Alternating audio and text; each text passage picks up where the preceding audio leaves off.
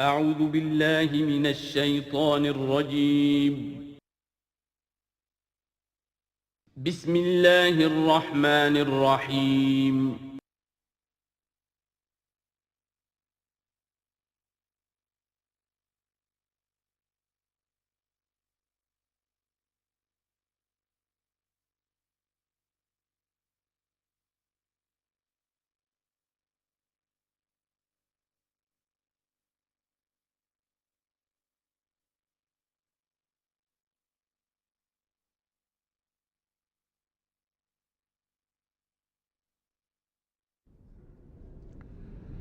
بسم اللہ اولہ و آخرہ۔ پچھلی نشست میں جو گفتگو چل رہی تھی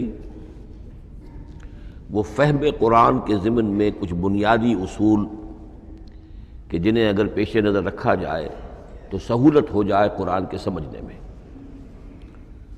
5 چیزیں بیان ہو چکی تھیں۔ نمبر 1، قرآن کا اسلوب استدلال منطقی نہیں ہے، فطری ہے، نیچرل اور خطابی ہے، انسان کو خود غور و فکر کرنے اور اپنے اندر جھانکنے کی دعوت دیتا ہے قرآن۔ ثانیاً، قرآن مجید کی آیات میں تقسیم ہے محکمات اور متشابہات، اور سورہ آل عمران میں جہاں اس کا ذکر ہے فرما دیا گیا ہے کہ اہل ایمان کا شیوہ یہ ہونا چاہیے کہ وہ محکمات پر اپنی توجہ کو مرکوز رکھیں اور متشابہات کے بارے میں اجمالی طور پر یقین رکھیں کہ اللہ کی طرف سے ہے، یقیناً حق ہے، چاہے وہ ہماری سمجھ میں آئی ہے یا نہیں آئی۔ لیکن اس میں جو ایک براڈ تقسیم ہے وہ یہ کہ آیات الاحکام سب کی سب محکمات ہیں مستقل، اور عالم غیب، عالم آخرہ، عالم برزخ، عالم ارواح، عالم ملائکہ، اس کے تمام امور مستقل طور پر متشابہات میں سے ہے۔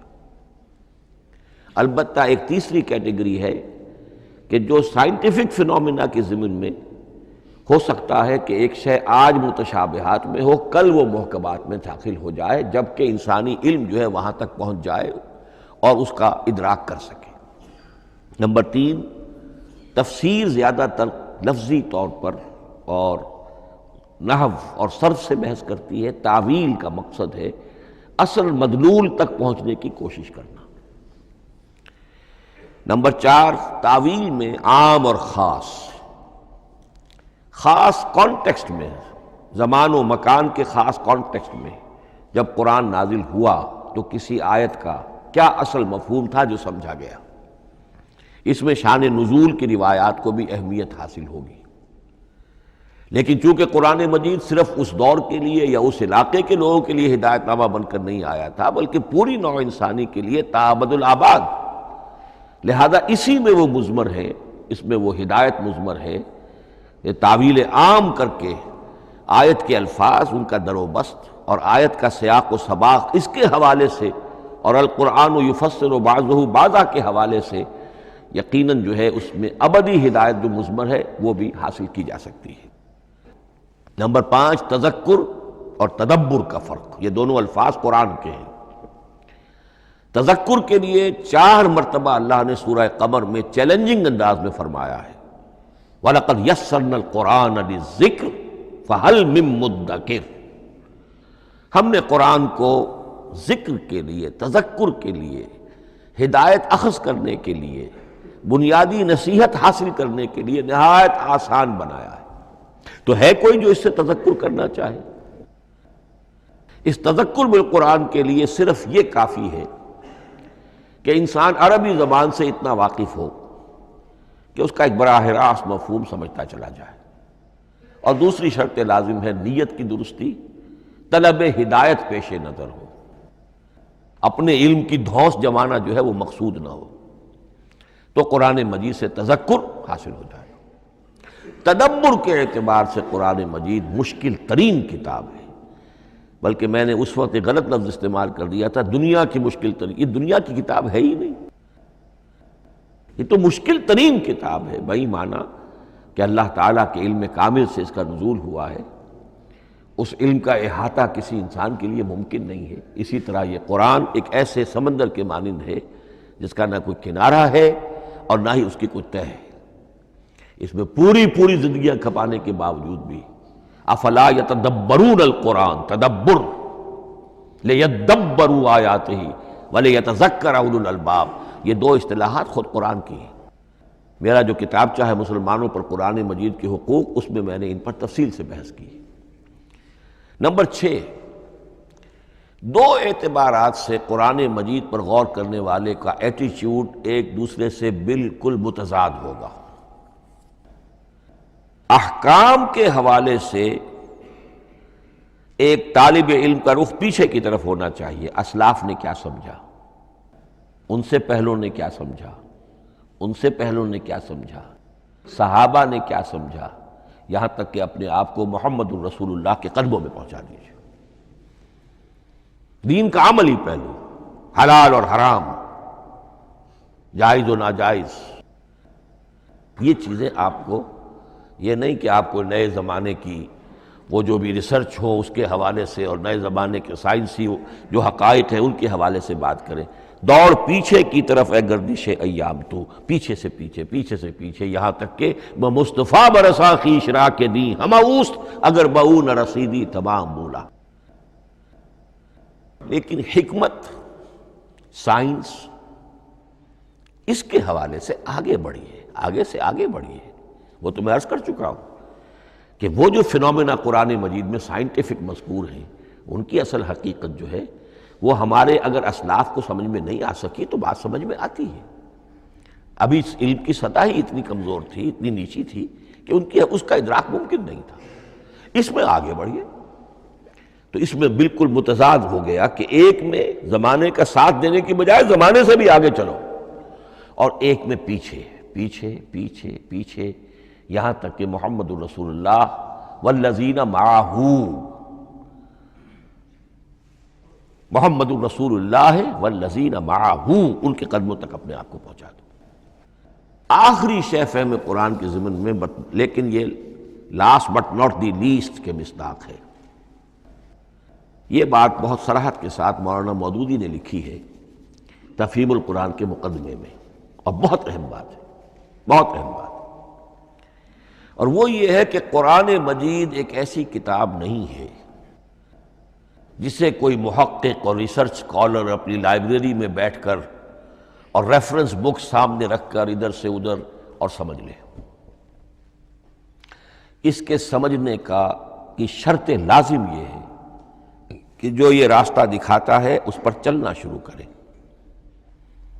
ایک ایک قدم کے بعد قرآنی حقائق مزید منکشف ہوں گے، اور مزید منکشف ہوں گے، اور مزید منکشف ہوں گے۔ جب تک قرآن مجید کے بتائے ہوئے راستے پر آدمی چلے گا نہیں، قرآن کی اصل حقیقت اس پر کبھی منکشف نہیں ہوگی۔ چاہے تفسیر لکھ دے، وہ تو لفظوں کی بحث ہے، صرف اور نحو ہے، یا روایات ہیں، وہ جمع کر دیجئے، لیکن یہ کہ قرآن مجید کا صحیح فہم عمل کے بغیر ممکن نہیں۔ جیسے قرآن مجید میں آتا زادتہم ایمانا، ایمان بڑھتا ہے، عمل کے ذریعے سے ایمان بڑھتا ہے۔ میں اس میں ایک شے کا اضافہ کر رہا ہوں، میرے نزدیک قرآن مجید مینول آف ریولیوشن، محمد عربی صلی اللہ علیہ وسلم نے ایک عظیم انقلاب برپا کیا دنیا میں، اور ایک انقلابی جد و جہد کی ہے۔ دعوت کے قبول کرنے والوں کو منظم کرنا، ان میں سم و طاعت کی عادت پیدا کرنا، پھر ان میں تن من دھن قربان کرنے کا جذبہ پیدا کرنا، پھر ان کا تزکیہ کرنا، ان کی تربیت، پھر جب وہ تیار ہو جائیں تو باطل سے ٹکر، اور اس میں پھر جہاد اور قتال کے مراحل، تاکہ انقلاب آ گیا، اور یہ کہ جاء الحق وزہق الباطل ان الباطل کان زہوقا۔ اس جد و جہد کے ہر مرحلے پر قرآن نازل ہو رہا ہے، جو اس مرحلے کے جو مسائل ہیں، جو اس مرحلے کے پرابلمز ہیں، جو اس مرحلے کی مشکلات ہیں، ان سے بحث کر رہا ہے۔ اب اگر کوئی فرد یا کوئی گروہ اس پروسیس میں وہ داخل ہی نہیں، وہ سمجھ ہی نہیں سکتا کہ یہ جو بات کہی جا رہی ہے اس کا اصل محل کیا ہے، مقام کیا ہے، کیوں کہی جا رہی ہے۔ وہ تو جب اسی قسم کی انقلابی جد و جہد میں کوئی خود مبتلا ہوگا تو اسے معلوم ہوگا یہ تھی وہ مشکل، یا یہ تھا وہ مسئلہ، یا یہ تھا وہ مرحلہ جو اس وقت کی جو جد و جہد تھی محمد الرسول اللہ والذین معہ کی، کہ اس وقت یہ آیات نازل ہوئی۔ اس طریقے سے مینول آف ریولوشن میں کہا کرتا ہوں، چونکہ ہماری جو طب کی تعلیم ہوتی ہے ان میں مینول آف ڈسیکشن سب سے پہلے جو ہے اناٹمی پڑھائی جاتی ہے اور ڈیڈ باڈی کی ڈسیکشن ہوتی ہے، تو مینول آف ڈسیکشن جو ہے وہ پہلی کتاب ہوتی ہے جو ہمیں ملتی ہے۔ یہ ہوتا ہے، بتایا جاتا ہے یہاں ذرا شکاف دو اور یہ کھال کو کاٹو، اس کے اندر تمہیں یہ نظر آئے گا، یہ فیشیا ہے، پھر اسے اس کے اندر ایک اور شگاف دو، یہ نظر آئے گا۔ بالکل اسی طریقے سے قرآن مجید کی انگلی پکڑ کر اگر آپ چلیں گے تو پھر درجہ بدرجہ قرآن آپ پر منکشف ہوتا چلا جائے گا۔ اور اگر آپ نے اسے صرف ایک اکیڈمک ایکسرسائز بنا لیا، ایک علمی بات ہے، اس سے آگے کچھ نہیں، تو قرآن مجید کا جو اصل لب لباب ہے، جو اصل اس کا جوہر ہے، وہ کبھی منکشف نہیں ہوگا۔ اب آئیے ایک اہم موضوع، اعجاز قرآن کے وجوہ کیا ہیں۔ پہلی بات تو یہ سمجھ لیجئے کہ قرآن مجید کی حقانیت پر بنیادی طور پر دو قسم کی دلیلیں ہیں۔ ایک دلیل خارجی ہے، خارجی دلیل محمد الرسول اللہ صلی اللہ علیہ وسلم کی شخصیت اور آپ کا کارنامہ، الصادق الامین، قد لبثت فیکم عمرا، میں تمہارے مابین ایک عمر گزار چکا ہوں، تم نے مجھے دیکھا، میرا کردار دیکھا، تم نے خود مجھے الصادق اور الامین کا جو ہے خطاب دیا، تو خود حضور کی شخصیت دلیل ہے قرآن مجید کی حقانیت پر۔ اس اعتبار سے ایک مضمون بہت اہم ہے، اور وہ یہ کہ قرآن اور محمد صلی اللہ علیہ وسلم اس طرح ایک دوسرے کے ساتھ جڑے ہوئے ہیں، گتھے ہوئے ہیں، ایک وحدت بن گئے ہیں، ایک آرگینک ہول بن گئے ہیں، کہ ایک دوسرے کے لیے شاہد بھی ہے اور ایک دوسرے کے لیے کمپلیمنٹری بھی ہے، جس کے لیے میں دو مقامات سے استشہاد کروں گا۔ سورہ بینہ میں فرمایا لم یکن الذین کفروا من اہل الکتاب والمشرکین منفکین حتی تأتیہم البینہ، اہل کتاب میں سے اور کفار میں سے، مشرکین میں سے جو لوگ جنہوں نے کہ کفر کیا تھا، وہ علیحدہ نہیں کیے جا سکتے تھے جب تک کہ بینہ نہ آ جاتی۔ اب بینہ کیا ہے؟ رسول من اللہ یتلو صحفا مطہرۃ فیہا کتب قیمہ، بینہ دو چیزوں سے مل کر بنی، رسول من اللہ یتلو صحفا مطہرۃ فیہا کتب قیمہ، رسول اور قرآن مل کر بینہ ہے، رسول کی شخصیت بین ہے، اور یہ قرآن مجید کے لیے دلیل ہے۔ دوسری طرف قرآن مجید محمد کی رسالت کا ثبوت ہے، جیسے کہ آپ دیکھتے ہیں یاسین والقرآن الحکیم انک لمن المرسلین، والقرآن الحکیم، قسم ہے اس قرآن حکیم کی، یعنی یہ قرآن حکیم گواہ ہے، شاہد عادل ہے کہ اے محمد آپ اللہ کے رسول ہیں۔ محمد کی شخصیت، حقانیت قرآن پر دلیل، قرآن محمد کی رسالت پر دلیل، ایک دوسرے کے شاہد۔ دوسرا مقام سورہ طلاق کا ہے، قد انزل الیکم ذکرا، دیکھو لوگو اللہ نے تمہارے لیے یاد دہانی ذکر نازل کر دیا ہے۔ وہ یاد دہانی کیا ہے؟ رسولا یتلو علیکم آیات اللہ مبینات، اللہ کا ایک رسول جو تمہیں پڑھ کر سنا رہا ہے اللہ کی آیات بینات۔ یہ دونوں چیزیں مل کر بینہ بنا، دونوں چیزیں مل کر ذکرا بنا۔ اس حوالے سے یہ دونوں چیزیں ایک دوسرے کے ساتھ یوں سمجھیے کہ اس طریقے سے گتھی ہوئی ہیں دونوں حقیقتیں، اس طرح جمع ہیں کہ ایک دوسرے سے جدا نہیں کی جا سکتی۔ اگلی بات یہ سمجھیے کہ قرآن مجید محمد الرسول اللہ کا اصل معجزہ، بلکہ اس سے آگے بڑھ کر ایک لفظ استعمال کروں گا، واحد معجزہ ہے۔ آپ شاید حیران ہو کہ اور بھی تو معجزات بیان ہوتے ہیں حضور کے، لیکن میری بات سمجھیے، غور کیجیے۔ ان واقعات سے مجھے انکار نہیں ہے، لیکن جو بات میں کہنا چاہتا ہوں اس کو اچھی طرح سمجھیے۔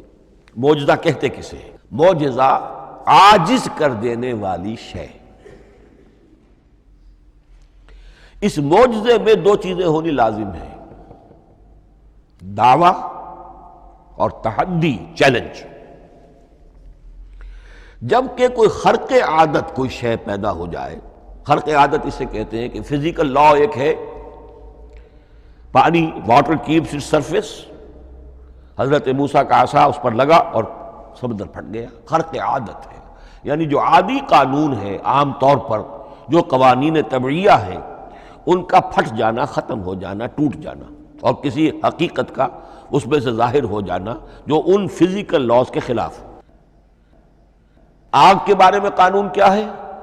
وہ جلاتی ہے، لیکن یہ کہ یہ معجزہ ہے، یہ خرق عادت ہے کہ حضرت ابراہیم آگ میں ڈالے گئے، اس نے نہیں جلایا، یا نارو کونی بردن و سلام علی ابراہیم۔ تو خرق عادت کو اب دو قسموں میں آپ سمجھیے۔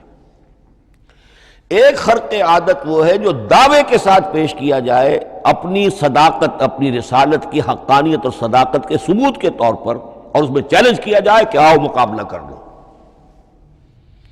وہ اس رسول کا اصل معجزہ ہوتا ہے۔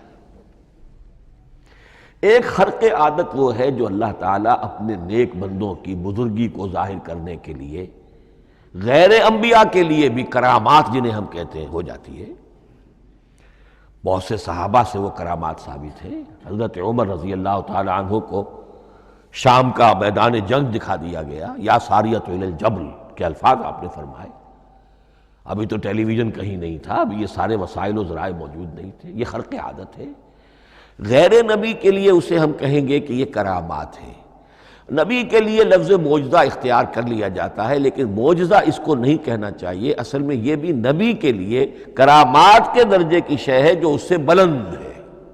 معجزہ وہ ہے جسے کوئی نبی دلیل کے طور پر پیش کرے اور اس پر چیلنج کرے کہ آؤ اور مقابلہ کرو۔ مثلا حضرت موسیٰ علیہ السلام کو دو معجزے دیے گئے،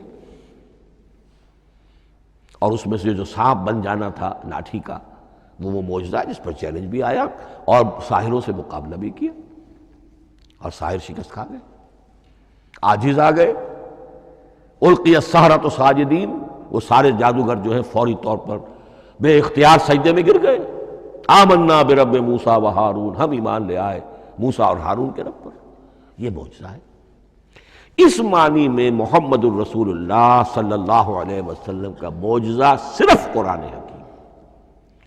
قرآن مجید میں آپ سورہ انعام میں بھی دیکھیں گے بہت ہی شدت کے ساتھ، سورہ بنی اسرائیل میں دیکھیں گے بڑی تفصیل کے ساتھ معجزے طلب کیے گئے۔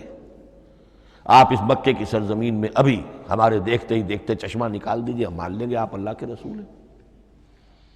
آپ ہماری نگاہوں کے سامنے آسمان پر چڑھ کر دکھائیے، پھر وہاں سے کتاب لے کر اتریے، پھر ہم سمجھ لیں گے آپ اللہ کے رسول ہیں۔ آپ کے لیے چشم زدن میں کوئی محل سونے کا چاندی کا تیار ہو جائے، مان لیں گے آپ کو اللہ کے رسول ہیں۔ آپ اس بے آب و گیا وادی میں فوراً ایک باغ جو ہے اپنے لیے بنا کے دکھا دیں، مان لیں گے کہ آپ اللہ کے رسول ہیں۔ ایسے تمام مطالبات پر اللہ تعالیٰ کی طرف سے کوڑا جواب ملا، اللہ اس قسم کی کوئی شے نہیں دکھائے گا۔ بلکہ سورہ انعام جب ہم پڑھیں گے وہاں تو بہت ہی واقعہ یہ ہے کہ اس کو پڑھ کر رقت طاری ہوتی ہے کہ ایک موقع پر ایسا محسوس ہوتا ہے کہ حضور صلی اللہ علیہ وسلم کی طبیعت مبارکہ میں یہ خیال پیدا ہو گیا کہ اللہ کو ایسی شے ان کو دکھائی دی جائے تاکہ چپ تو ہو جائے، نہ بھی مانیں گے چپ تو ہوں گے، ورنہ تو عوام کے سامنے ان کی دلیل مجھ پر قائم ہو رہی ہے کہ بھائی یہ رسالت کے مدعی ہے، ہم کہتے ہیں معجزہ دکھاؤ، معجزہ نہیں دکھاتے، تو پوزیشن میری جو ہے کمزور ہو رہی ہے۔ وہاں جس انداز میں اللہ نے کہا ہے، ہرگز نہیں، اے نبی اگر آپ کے اختیار میں ہے تو کہیں آسمان پر سیڑھی لگا لیجئے یا زمین میں سرنگ لگا کے کوئی معجزہ لا سکتے ہو تو لے آئیے، ہم نہیں دکھائیں گے۔ لقت طاری ہوتی ہے۔ تو حضور کا معجزہ اس معنی میں صرف ایک ہے اور وہ قرآن ہے۔ اچھا، اس کے لیے کیسے کیسے چیلنج کیے گئے؟ ام یقولون تقولہ بل لا یؤمنون فلیاتوا بحدیث مثلہ ان کانوا صادقین، سورۃ الطور۔ کیا ان لوگوں کا کہنا یہ ہے کہ یہ کلام خود محمد نے موضوع کر لیا ہے صلی اللہ علیہ وسلم؟ تو اگر ایسی بات ہے تو وہ بھی ایسا ہی کلام پیش کر دیں۔ تحدی، اس چیلنج کو کوئی قبول نہیں کر سکا۔ کم سے کم اس شرافت کا اقرار کرنا پڑتا ہے کہ اس وقت عرب قوم میں یہ شرافت تھی کہ کسی نے اٹیمپٹ بھی نہیں کی، ورنہ کوئی شخص الٹی سیدھی عبارت لکھ کر لے آتا اور کھڑا ہو کر کہہ دیتا کہ ٹھیک میں کہتا ہوں یہ ہے، یہ قرآن کی طرح کا کلام ہے۔ نہیں، کسی نے نہیں کیا۔ تاریخ یہ بتاتی ہے کہ اس تحدی کا کوئی کسی نے قبول نہیں کیا۔ اسی طرح فرمایا سورہ بنی اسرائیل میں قُلْ لَئِنِ اجْتَمَعَتِ الْإِنسُ وَالْجِنُّ عَلَىٰ أَن يَأْتُوا بِمِثْلِ هَٰذَا الْقُرْآنِ لَا يَأْتُونَ بِمِثْلِهِ وَلَوْ كَانَ بَعْضُهُمْ لِبَعْضٍ ظَهِيرًا۔ چیلنج ہے، اے نبی کہہ دیجئے اگر تمام انسان، تمام جن مل کر بھی چاہیں کہ ایسی کوئی کتاب وہ مرتب کر لے، نہیں کر سکیں گے، چاہے وہ سب کے سب ایک دوسرے کی مدد کریں۔ ہے کہ نہیں چیلنج؟ اسی طریقے سے سورہ ہود میں فرمایا، اب اس کو کہتے ہیں برسبیل تنزل، پوری کتاب نہیں لا سکتے قرآن جیسی، چلو تو 10 صورتیں لے آؤ۔ قُلْ فَأْتُوا بِعَشْرِ سُوَرٍ مِثْلَهُ مُفْتَرَيَاتٍ، اے کہیے اے نبی، سورہ ہود کی آیت نمبر 13 ہے، اس جیسی کوئی 10 صورتیں ہی لے آؤ۔ 114 نہ صحیح، 10 صحیح۔ یہ بھی نہیں ہوا تو برسبیل تنزل اور سورہ یونس میں فرمایا قُلْ فَأْتُوا بِسُورَةٍ مِّن مِثْلِهِ، ایک صورت ہی لے آؤ۔ اور اسی کو سورہ بقرہ کے 30 رکوع میں دہرایا گیا، وَإِن كُنتُمْ فِي رَيْبٍ مِّمَّا نَزَّلْنَا عَلَىٰ عَبْدِنَا فَأْتُوا بِسُورَةٍ مِّن مِّثْلِهِ وَادْعُوا شُهَدَاءَكُم مِّن دُونِ اللَّهِ إِن كُنتُمْ صَادِقِينَ۔ لیکن نوٹ کر لیجئے کہ کسی نے یہ جرأت نہیں کی، نہ قرآن کے اس دعوے کو چیلنج کیا، نہ کسی نے مقابلے کی کوشش کی، نہ کوئی اپنی کوئی تصنیف و تالیف یا اپنا کوئی کمپوزیشن لا کر اور یہ دعویٰ کر کے کھڑا ہوا کہ جمع کر لیجئے، منصف بلا لیجئے، کوئی کمیشن بٹھا لیجئے، میرا یہ کلام بھی بالکل ہم وزن ہے اس کلام کے۔ نہیں۔ اب ہمیں دیکھنا یہ ہے کہ وجوہ اعجاز قرآن مجید کے کیا کیا ہیں۔ معجزہ تو یہ ہے، حضور کا اصل معجزہ یہ ہے، لیکن معجزہ کس کس پہلو سے ہے؟ یہ ایک ایسا موضوع ہے کہ جس پر پوری تصانیف لکھی گئی ہیں۔ وجوہ الاعجاز، وجوہ اعجاز القرآن، قرآن کے معجزہ ہونے کے کون کون سے پہلو ہیں۔ اس کا واقعہ یہ ہے کہ احسان ناممکن ہے، اور جیسے جیسے زمانہ آگے بڑھے گا اس کے اور پہلو واضح ہوتے جائیں گے۔ سنوریہم آیاتنا فی الآفاق وفی انفسہم حتی یتبین لہم انہ الحق۔ لیکن یہ کہ کس کس پہلو سے یہ معجزہ ہے، چند موٹی موٹی باتیں ضرور سمجھ لیجئے۔ لغت، ادب، فصاحت، بلاغت، عذوبت، مٹھاس، اس کے اعتبار سے قرآن معجزہ ہے۔ لیکن اس اعتبار سے قرآن معجزہ ہے یا تو تھا اپنے زمانے کے عربوں کے لیے، غیر عرب کے لیے تو نہیں تھا۔ غیر عرب جو ہے قرآن مجید کی جو بھی فصاحت و بلاغت ہے، اس کا جو لٹریری بیوٹی ہے، اس کو تو وہ اپریشیٹ نہیں کر سکتا تھا۔ یہ حصہ جو ہے یا تو عربوں کے لیے تھا اس وقت دائمی، یا آج بھی عرب کچھ نہ کچھ، بہرحال عربی ان کی زبان ہے، وہ پڑھتے ہیں، جیسا کہ میں نے عرض کیا تھا، چاہے عیسائی ہوں اور چاہے یہودی ہوں، وہ بھی اپنے ہاں لٹریچر کی، عربی لٹریچر کی ہائیسٹ کتاب کی حیثیت سے قرآن مجید کو پڑھانے پر مجبور ہے۔ ایک پہلو اس کا یہ ہے، اور اسی کے حوالے سے نوٹ کیجئے حضرت لبید رضی اللہ تعالی عنہ، یہ سبع معلقہ کے شعراء میں سے تھے آخری۔ عربوں میں چونکہ اس کا بڑا چرچا تھا شاعری کا، تو ان کا جو سالانہ جشن ایک ہوتا تھا، اس میں وہ بہت بڑے بڑے شعراء سب جمع ہوتے تھے، اپنے اپنے قصیدے پڑھتے تھے، اور جس کا قصیدہ سمجھا جاتا تھا کہ سب سے اعلیٰ ہے، سب سے بلند ہے، سب سے عمدہ ہے، اب اسے اس سال کے لیے وہ گویا کہ ملک الشعراء اس کو مانا جاتا تھا کہ یہ شاعروں کا بادشاہ ہے، اور تمام شاعر اسے سجدہ کرتے تھے بالفعل۔ اور اس کے قصیدے کو کعبے کی دیوار کے ساتھ ٹانگ دیا جاتا تھا، معلق کر دیا جاتا تھا۔ ایسے 7 قصیدے ہیں جن کے مجموعے کا نام ہے 7 معلقہ۔ اس 7 معلقہ جو ہیں، 7 جو سلسلے ہیں، ان میں آخری حضرت لبید کا ہے، وہ ایمان لے آئے۔ ایمان لانے کے بعد انہوں نے شعر کہنا چھوڑ دیا۔ اس پر حضرت عمر نے ایک دفعہ ان سے کہا کہ لبید اب آپ شعر نہیں کہتے۔ ان کا جواب تھا ابعد القرآن، کیا قرآن کے بعد بھی کسی کے لیے کوئی موقع ہے کہ وہ کچھ کہنے کی کوشش کرے؟ فصاحت اور بلاغت کی تو معراج قرآن مجید ہے، وہ آ چکی ہے۔ تو جہاں تک اہل عرب کے لیے اس کا معجزہ ہونا، خاص طور پر اس دور میں اور اب بھی کسی درجے میں، اس میں تو اہمیت ہے اس کی ادبیت، اس کی فصاحت، اس کی بلاغت، اس کی عذوبت۔ دائمی اور ابدی یہ کس اعتبار سے معجزہ ہے؟ عہد حاضر میں اور غیر عرب لوگوں کے لیے۔ نمبر 1، سائنسی حقائق کا انکشاف۔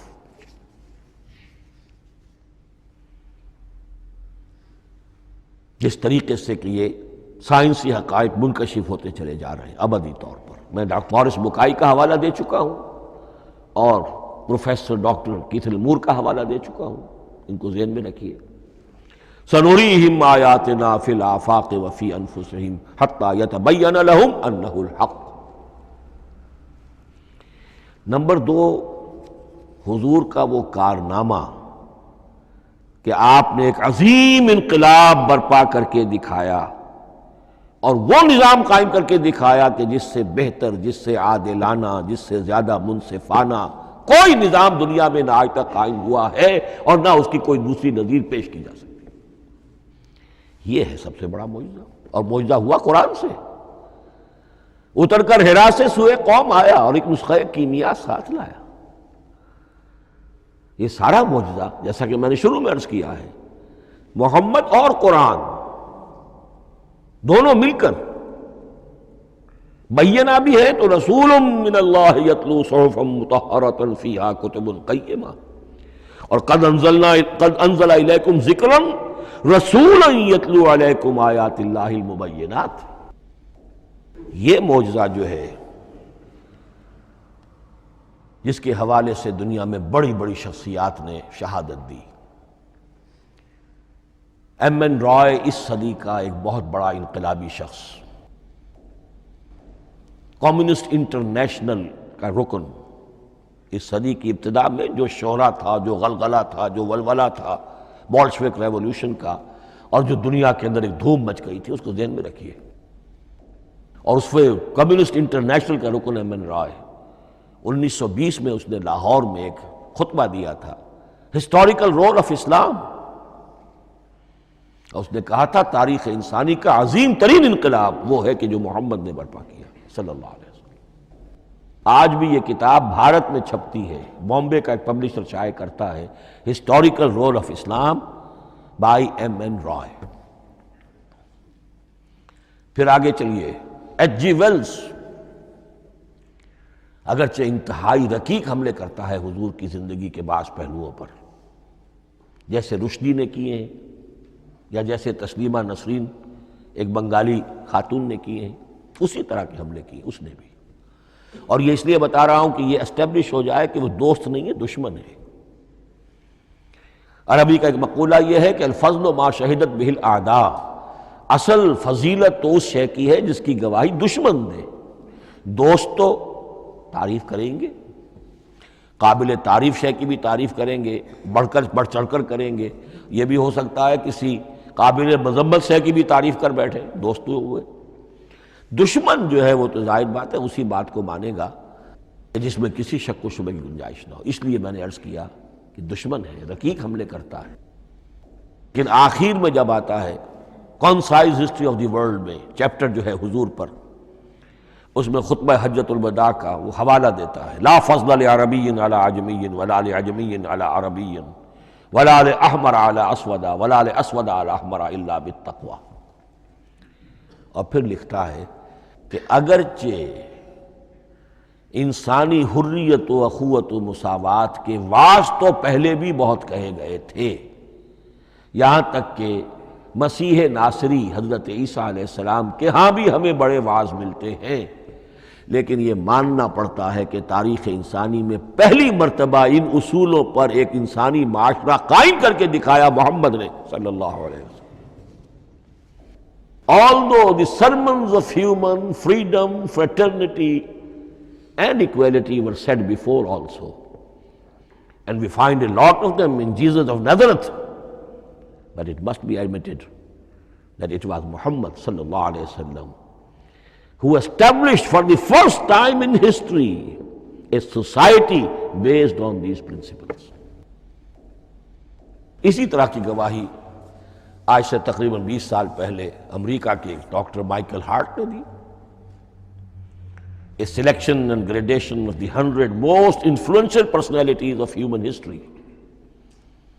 اور نمبر 1 پر محمد کا ذکر کر رہا ہے صلی اللہ علیہ وسلم، اور کہتا ہے naturally I owe an explanation, میں عیسائی ہوں اور ابھی تک عیسائی ہے، وہ اس کی موت کی بھی ابھی کوئی خبر نہیں آئی ہے، عیسائی ہے، لیکن یہ کہ اس نے حضور کو نمبر 1 پر رکھا، حضرت عیسیٰ کو نمبر 3 پہ لے گیا، تو naturally I owe an explanation, اور پھر ایکسپلینیشن دی ہے this is because he is the only person supremely successful in both the religious and secular fields.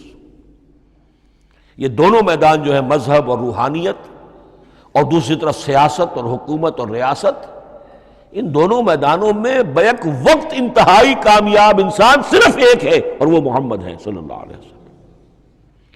یا تو آدمی اس میں اونچا ہوتا ہے، روحانیت میں ہے، دین میں ہے، اخلاق میں ہے، تو سیاست اور ریاست میں زیرو ہوگا، یا کوئی بہت بڑا بادشاہ ہے، بڑا حکمران ہے، بڑا فاتح ہے، سکندر اعظم ہے، تو وہ اخلاقیات میں اور روحانیات میں زیرو نہیں، مائنس ہوگا۔ یہ معاملہ کہ دونوں میں this is because he is the only person supremely successful in both the religious and the secular fields. لیکن یہ بات نوٹ کر لیجئے کہ جو تازہ ایڈیشن ہے اس کتاب کا، اس میں سے یہ پیسج نکال دیا ہے نئے جو ایڈیٹرز ہیں انہوں نے۔ اس کے لیے آپ کو کسی پرانے ایڈیشن سے رجوع کرنا پڑے گا، concise history of the world, اور وہ لائبریریوں میں مل جائے گا۔ علامہ اقبال نے اس بات کو یوں بیان کیا ہے، ہر کجا بینی جہان رنگ و بو، کہ از خاکش بروید آرزو، یاد نور مصطفیٰ اورا بہاس، یا ہنود اندر تلاش مصطفیٰ است۔ اس دنیا میں تمدن کے اعتبار سے، اخلاق کے اعتبار سے، معاشرت کے اعتبار سے کہیں کوئی خوبی اگر تمہیں نظر آتی ہے، کوئی رمق نور کی، خوبی کی، بھلائی کی، رنگ و بو، جان لو کہ یا تو وہ نور محمدی سے مستعار لی گئی ہے، اور یا ابھی تک انسان ابھی محمد کی تلاش میں ہے، ادھر جا رہا ہے، قافلہ ادھر جا رہا ہے، نوع انسانی کا چاروں ناچار ادھر جا رہا ہے۔ سوشل ایولیوشن کا پروسیس انسان کو افراط و تفرید کے دھکوں کے باوجود تدریجاً لے کر جا رہا ہے بحیثیت مجموعی پوری مین کائنڈ کو اسی بات کی طرف کہ جس کی طرف دعوت دی تھی محمد رسول اللہ صلی اللہ علیہ وسلم۔ ہر کجا بینی جہان رنگ و بو، کہ از خاکش بروید آرزو، یا ز نور مصطفیٰ اورا بہاست، یا ہنود اندر تلاش مصطفیٰ است۔ اسی اعتبار سے میں ایک بات اور کہہ رہا ہوں، اس پہلو سے واقعہ یہ ہے کہ میرے نزدیک اس دور میں اعجاز قرآن کی سب سے بڑی نمائندہ شخصیت، اعجاز قرآن کا سب سے بڑا مظہر علامہ اقبال کی ذات ہے۔ 20ویں صدی کا مفکر، فلسفی، مشرق و مغرب کے فلسفے پڑھ چکا، قدیم اور جدید فلسفہ سب کا مطالعہ کیا، اور اس کے بعد اس کو قرآن کی حقانیت پر جو یقین نظر آیا ہے، قرآن کی عظمت جس طرح اس پر منکشف ہوئی ہے، وہ واقعہ یہ ہے کہ مجھے کم سے کم اپنی محدود معلومات کی حد تک عظمت قرآن کا وہ انکشاف کسی دوسرے شخص پر نظر نہیں آتا۔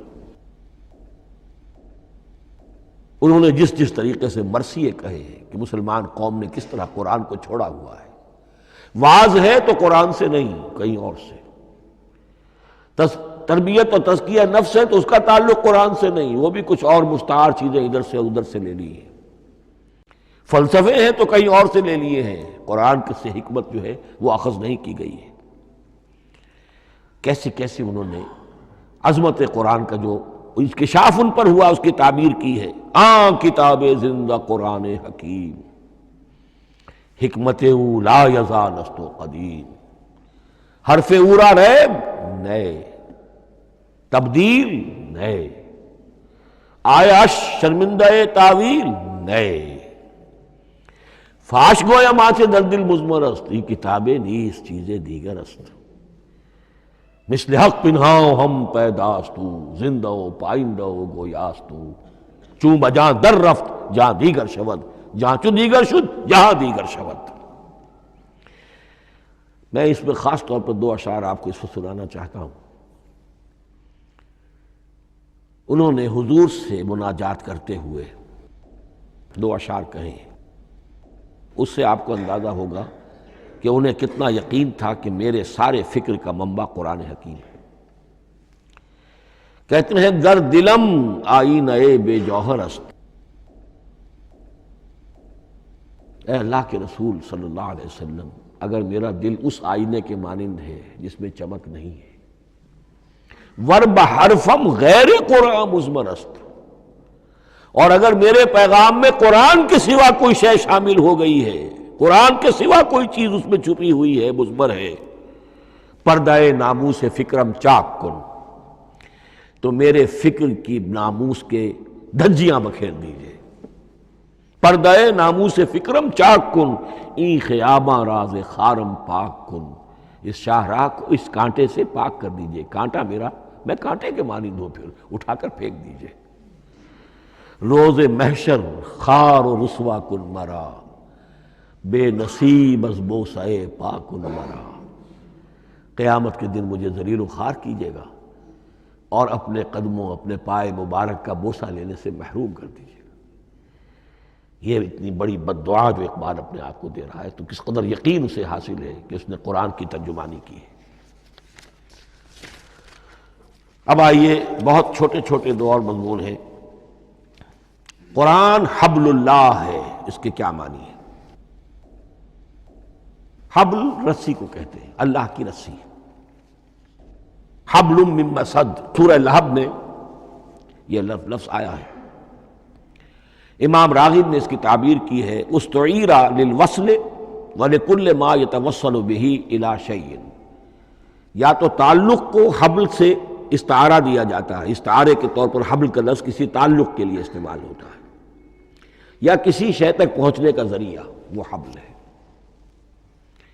اب یہ ہمیں لفظ ملتا ہے حضرت علی رضی اللہ تعالیٰ عنہ کی روایت میں، هو حبل اللہ المتین، ترمذی میں یہ الفاظ موجود ہیں، حضرت علی سے منقول ہے رضی اللہ تعالی عنہ، یہی ہے اللہ کی مضبوط رسی۔ کیونکہ قرآن مجید میں آتا ہے وَاعْتَصِمُوا بِحَبْلِ اللَّهِ جَمِيعًا، تو حبل اللہ کون سی ہے؟ پھر یہ حضرت عبداللہ ابن عمر سے بھی ہے، یہ روایت موجود ہے رزین میں، هو حبل اللہ المتین، یہ قرآن ہی اللہ کی مضبوط رسی ہے۔ اللہ سے اب اس کے 2 پہلو ہیں، ایک تو یہ کہ یہ اللہ سے جوڑنے والی ہے، تقرب اللہ کا ذریعہ ہے، وصول الی الشیء، کسی چیز تک پہنچانے والی شے، اس کا سہل ترین، اللہ کے تقرب کا سہل ترین ذریعہ، مؤثر ترین ذریعہ قرآن حکیم ہے۔ چنانچہ ترمذی میں حضرت عبداللہ ابن مسعود کا یہ قول موجود ہے، القرآن حبل اللہ الممدود من السماء الی الارض، قرآن تو اللہ کی وہ رسی ہے جو تنی ہوئی ہے آسمان سے زمین کی طرف۔ یہ ترمذی میں تو اصل میں اثر ہے، حضرت عبداللہ ابن مسعود کا قول ہے، لیکن یہ کہ زید ابن ارقم سے یہ الفاظ جو ہیں مرفوعاً کہ یہ حضور کے الفاظ ہیں، یہ بھی منقول ہے کہ حضور نے فرمایا کہ القرآن حبل اللہ الممدود من السماء الی الارض۔ اور ایک بڑی پیاری روایت ہے طبرانی کی معجم کبیر میں کہ ایک مرتبہ حضور اپنے حجرے سے برآمد ہوئے مسجد نبوی کے ایک گوشے میں دیکھا کچھ صحابہ بیٹھے ہوئے قرآن سمجھ رہے ہیں، سمجھا رہے ہیں، پڑھ رہے ہیں، مذاکرہ ہے قرآن۔ آپ کے چہرے پر بڑے بشاشت کے آثار ظاہر ہوئے، خوشی کے آثار۔ آپ چل کر تشریف لائے، پہلے ایک سوال کیا، الستم تشہدون اللہ الہ الا اللہ وانی رسول اللہ وہذا القرآن جاء من عند اللہ، کیا آپ لوگ اس کے گواہ نہیں ہیں کہ اللہ کے سوا کوئی معبود نہیں اور میں اللہ کا رسول ہوں، اور یہ قرآن خاص اللہ کے پاس سے آیا ہے؟ صحابہ کا جواب کیا ہو سکتا تھا؟ بلا یا رسول اللہ، کیوں نہیں اللہ کے رسول، ہم گواہ ہیں، اللہ کے سوا کوئی معبود نہیں، آپ اللہ کے رسول ہیں اور قرآن خاص اللہ کے پاس سے آیا ہے۔ اب آپ نے فرمایا فاستبشروا، خوشیاں مناؤ، فإن هذا القرآن طرفه بأيديكم وطرفه بيد اللہ، اس لیے کہ یہ قرآن وہ شے ہے کہ اس کا ایک سرا تمہارے ہاتھ میں ہے، ایک سرا اللہ کے ہاتھ میں۔ تو وصول الی اللہ کا مؤثر ترین طریقہ، تقرب الی اللہ کا مؤثر ترین طریقہ، سہل ترین طریقہ، شور شارٹ طریقہ وہ قرآن مجید ہے۔ اس اعتبار سے بھی کہ ہے ہی اللہ کی صفت، یہ ہم بحث کر چکے ہیں پہلے، اللہ کا کلام ہے، کلام صفت ہوتی ہے، اور صفت لا عین ولا غیر، یہ قرآن اللہ کا غیر نہیں ہے، ہم سمجھ نہیں سکتے، لیکن یہ کہ ہر صفت جو ہے وہ تو در حقیقت نہ عین ہے نہ غیر ہے۔ دوسری طرف یہی قرآن جو ہے حبل اللہ اس معنی میں بنتا ہے کہ مسلمانوں کو باہم جوڑنے والی شے،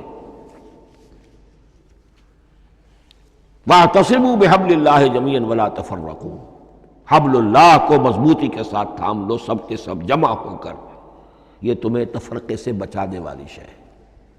اس کی وجہ کیا ہے؟ ظاہر بات ہے کہ انسانوں جو ہے ان کے اندر اتحاد پیدا ہوگا اتحاد فکری کے نتیجے میں، فکر ایک ہو، نظریات ایک ہوں، ویلیوز ایک ہوں، مقاصد ایک ہوں، تبھی تو انسان متحد ہوں گے۔ یہ بھیڑوں کا غلہ تو نہیں ہے کہ چرواہے کی ایک لاٹھی کافی ہے ان کو جمع رکھنے کے لیے، وہ بھیڑوں کا غلہ ہے۔ انسانوں کو جمع کرنے کے لیے کوئی ایسی شے جو تمہیں ایک فکر سے، ایک نظریے سے، ایک مقصد سے، ایک نصب العین سے متصف کر دے، وہ تمہیں جوڑ دے گی۔ اور قرآن وہ شے ہے جو ایک فکر دیتا ہے، ایک خیال دیتا ہے، ایک نظریہ دیتا ہے، ایک عقیدہ دیتا ہے، ایک مقصد دیتا ہے، ایک نصب العین دیتا ہے، اللہ کے لیے جینا، اللہ کے لیے مرنا، ان صلاتی و نسکی و محیایا و مماتی للہ رب العالمین، ایک آئیڈیل دیتا ہے محمد الرسول اللہ کی شکل میں، لقد کان لکم فی رسول اللہ اسوۃ حسنہ۔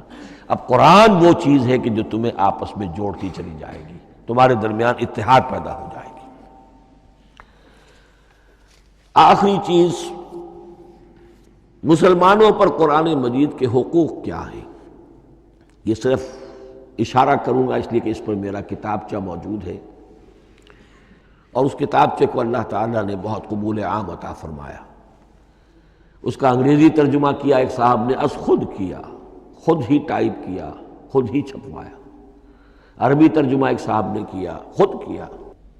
فارسی ترجمہ ایک صاحب نے کیا، خود کیا، بغیر کسی معاوضے کے۔ ملیشیا میں وہ چھپ چکا ہے، لاکھوں کی تعداد میں عام ہو چکا ہے۔ پھر میں نے ایک موقع پر 1970 میں رمضان مبارک کے دوران آخری عشرے میں مولانا بن نوری رحمۃ اللہ علیہ تشریف لائے ہوئے تھے مدینہ منورہ، اور میں نے بھی وہ پورا رمضان مبارک اس سال وہیں کیا تھا۔ میں نے ان کو دیا تھا کہ آپ دیکھیے اس میں کوئی غلطی ہو تو مجھے بتا دیجئے، میں اسے بڑے پیمانے پر شائع کرنا چاہتا ہوں۔ انہوں نے حالت اعتکاف میں مسجد نبوی میں پڑھا ہے، صرف ایک جگہ ایک جملے میں انہوں نے اصلاح تجویز کی، وہ میں نے کر دی۔ اس اعتبار سے اب یہ کتابچہ جو ہے مصدقہ ہے مولانا محمد یوسف بن نوری رحمۃ اللہ علیہ کا۔ اس میں اللہ تعالیٰ نے جو بات مجھ سے کہلوا دی تھی، تقریباً 30 سال پہلے کی بات ہے، ہر مسلمان پر قرآن مجید کے 5 حقوق حسب استعداد و توفیق عائد ہوتے ہیں۔ پہلے یہ کہ اس پر ایمان ہو جیسا کہ ایمان کا حق ہے، صرف زبانی ایمان نہیں، دل سے یقین کہ یہ اللہ کا کلام ہے۔ اور اس کا نتیجہ کیا ہوگا؟ پھر عظمت اس کی پیدا ہوگی، ایمان و تعظیم، یہ پہلا حق ہے۔ تلاوت و ترتیل، اس کو پڑھے جیسے کہ پڑھنے کا حق ہے، پھر سمجھے جیسے کہ سمجھنے کا حق ہے، تذکر و تدبر، پھر عمل کرے، انفرادی طور پر بھی اجتماعی طور پر بھی۔ انفرادی طور پر جو آپ کی زندگی کے معاملات ہیں وہ آپ قرآن کے مطابق طے کریں، قومی سطح پر حکومت اور ریاست اور قانون اور سیاست، اس کے سارے تقاضے قرآن کے مطابق پورے ہوں، اور آخری یہ کہ اس قرآن کو پہنچائیں اور عام کریں، جس کے لیے حضور نے اس حد تک اس میں عمومیت کر دی ہے کہ بلغوا انی ولو آیۃ، پہنچاؤ میری جانب سے خواہ ایک ہی آیت پہنچاؤ، میرا کوئی امتی اس سعادت سے بالکل محروم نہ رہ جائے۔ اول تو خیرکم من تعلم القرآن وعلمہ، تم میں سے بہترین لوگ وہ ہیں جو اسی کے لیے اپنے آپ کو وقف کر دیں، قرآن پڑھیں اور پڑھائیں، سیکھیں اور سکھائیں، سمجھیں اور سمجھائیں، اس لیے کہ سمجھنے اور سمجھانے، سیکھنے اور سکھانے، پڑھنے اور پڑھانے کا بھی کوئی ایک لیول تو نہیں ہے، ایک عام لوگوں کی سطح ہے، ایک ان سے اوپر کی سطح ہے، ایک انٹلیکچوئلز کی سطح ہے، ایک جینیس لوگوں کی سطح ہے۔ ان تمام سطحوں پر قرآن کو سمجھانے کے لیے، پہنچانے کے لیے خود بھی تو اوپر اٹھنا پڑے گا، خود اسے سیکھنا پڑے گا، خود اس کی گہرائی میں غوطہ زنی کرنی پڑے گی، اور یہ ایک لائف لانگ پروسیس ہے، یہ کوئی پارٹ ٹائم جاب نہیں ہے، یہ کوئی صرف پیس ٹائم نہیں ہے، یہ کوئی ہابی نہیں ہے، ہمہ وقت ہمہ تن، خیرکم من تعلم القرآن وعلمہ۔ اب آخری بات بتا رہا ہوں، اور وہ یہ ہے کہ قرآن مجید وحی باللفظ ہے، صرف وحی بالمعنی نہیں ہے۔ یہ بحث اصل میں کیونکہ ہمارے پڑھے لکھے طبقے میں کچھ زیادہ ہو جاتی ہے، خاص طور پر جو مشنری اسکولوں وغیرہ میں پڑھے ہوں اور عیسائیت اور اس کے عقائد اور اس کے فلسفے کی کوئی تھوڑی بہت ان کو کوئی چھوت لگ گئی ہو۔ عیسائیوں کے ہاں یہ عقیدہ ہے، اجماعی عقیدہ ہے کہ وحی بالمعنی ہوتی ہے، یعنی وحی کا ایک مفہوم ہے جو نبی پر اتار دیا جاتا ہے، پھر نبی اپنے الفاظ میں اسے ادا کرتا ہے۔ لفظ اللہ کے نہیں ہوتے، لفظ نبی کے ہوتے ہیں، مفہوم اللہ کا ہوتا ہے۔ ان کے لیے مجبوری یہ ہو چکی ہے جس کی وجہ سے انہیں یہ عقیدہ اپنانا پڑا کہ کوئی ایک انجیل ہے ہی نہیں، 104 انجیلوں میں سے وہ انہوں نے 4 سلیکٹ کی تھی کینونیکل گاسپلز، باقی جو ہیں وہ اب وہ ان کو مستند نہیں مانتے، اپوکریفل کہتے ہیں۔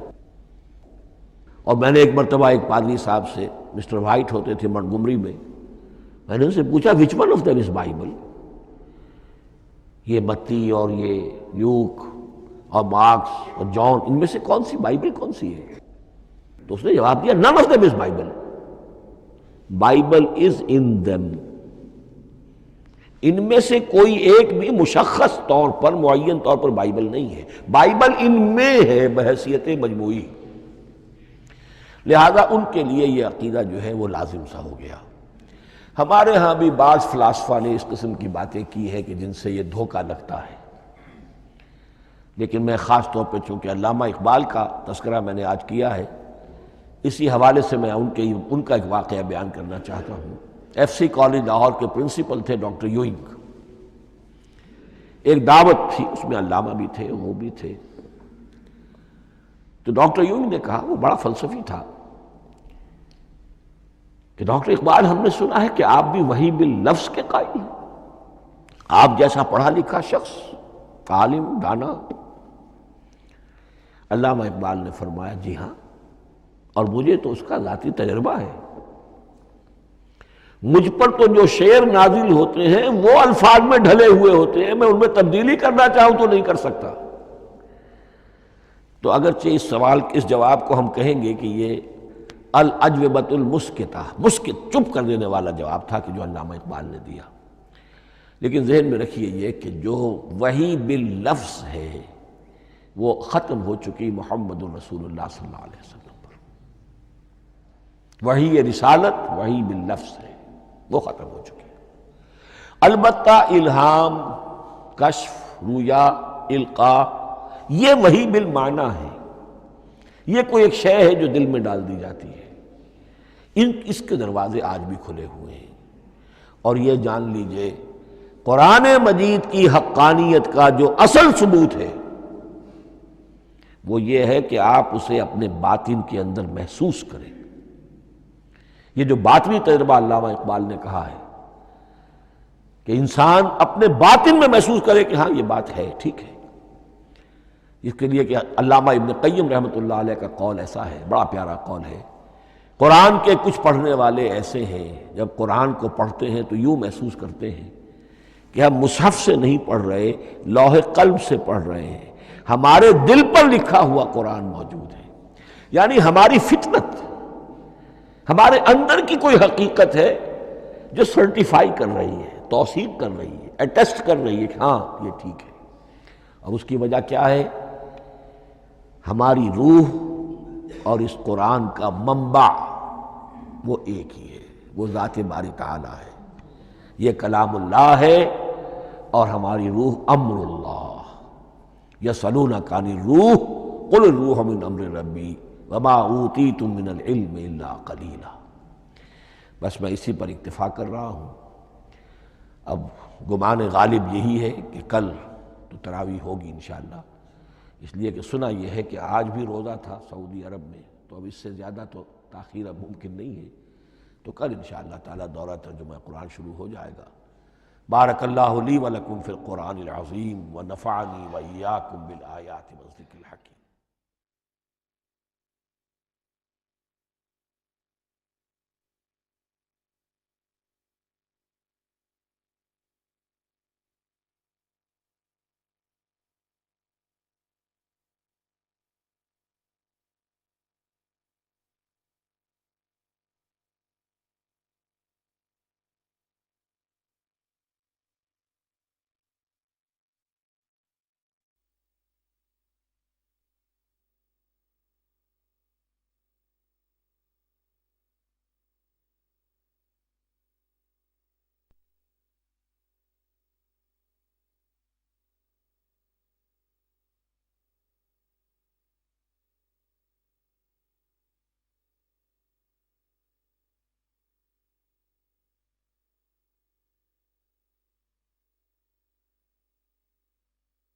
أعوذ بالله من الشيطان الرجيم. بسم الله الرحمن